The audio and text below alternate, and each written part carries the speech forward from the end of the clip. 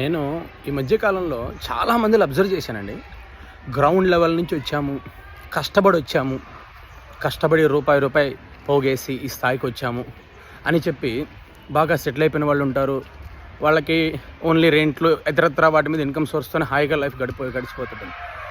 అంతకుముందు వాళ్ళ క్యారెక్టర్, డబ్బు వచ్చిన తర్వాత వాళ్ళ క్యారెక్టర్ ఎంత చేంజెస్ ఉంటాయంటే అండి, ఒక గర్వం, అహంకారం, పొగరు. ఏమన్నా అంటే మేము ఇంతకు ముందు ఇంతే, ఇప్పుడు ఇంతే. అలా అనే వాళ్ళకి ప్రతి ఒక్కరికి చెప్తున్నానమ్మా, రియలైజ్ అవ్వండి, ఆలోచించండి. మీకు డబ్బు భగవంతుడు ఇచ్చాడా?